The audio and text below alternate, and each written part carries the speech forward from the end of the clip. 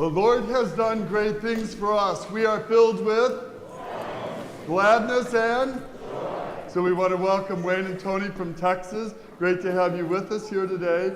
They watch us virtually. They love the singing here, right? So we're going to sing this. The Lord has done great things for us. We are filled with gladness and joy. We are filled with gladness and joy. Nico, very observant server here, 9th grade, right? We're looking out doing this. Many of you do not look like gladness and joy. And you can't sing unless your mouth opens. So I'm going to use Joe Neff here as an example. This is what gladness and joy looks like. So join me. The Lord has done great things for us. We are filled with gladness and joy. We are filled with gladness and joy. It's really working. Some of you are actually smiling now. One more time. It's a choice we make. The Lord has done great things for us. We are filled with gladness and joy. We are filled with gladness and joy. So you can have gladness and, or you can have holly jolly snack mix. So long story short, St. Ambrose, St. Nicholas, people will drop things off. Somebody dropped off a bag of holly jolly snack mix. This is how it's described. Holly Jolly Snack Mix is the ultimate indulgent treat. We hand select the perfect combination of sweet and salty snacks to create a unique and craveable mix. Holly Jolly Snack Mix or gladness and? It's a silly thought, but here's the thought. You can eat this whole bag of Holly Jolly Snack Mix, and when the bag is empty, what do you have? You have nothing. You have an empty bag, right? What do you have? Nothing. You have an empty bag, maybe you're sick to your stomach, right? But nothing changes when you eat the Holly Jolly Snack Mix. Maybe you put on a few pounds, right? And this is, so to speak, what the world is offering right now, Holly Jolly Snack Mix. But what is God offering to us? Gladness and even more. John the Baptist in our first reading, or our gospel today, he is the voice of one crying out to the people. You can have holly and jolly and nothing changes. But if you choose the Lord, and if you use these Advent days, as St. Paul says, to strengthen the partnership between you and God, everything changes. Go to the very first words of the prophet Baruch in our first reading. You can literally turn in your misery and sadness and suffering. And by the time you give it to God, you will find gladness and everything changes. Mountains are made low. Valleys are filled in. Everything can look different. Misery can become abundance and joy. That is the promise of the Lord. That is the invitation and the offer of John the Baptist. If we choose this partnership.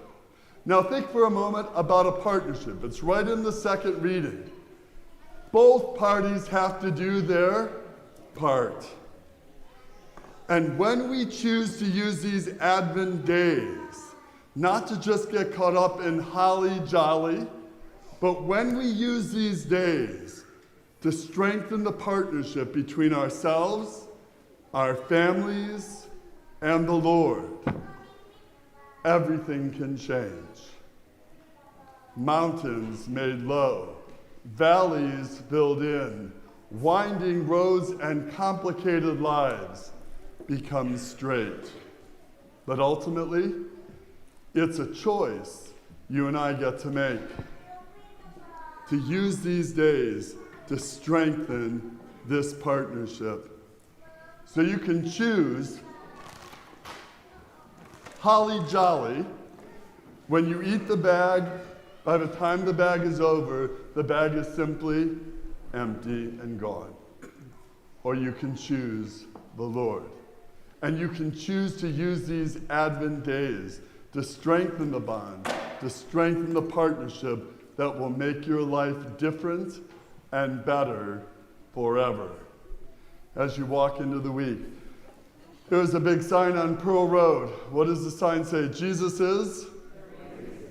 How do you use these days of Advent for yourself, for your family, for your children, for your grandchildren, to center these days on the Lord?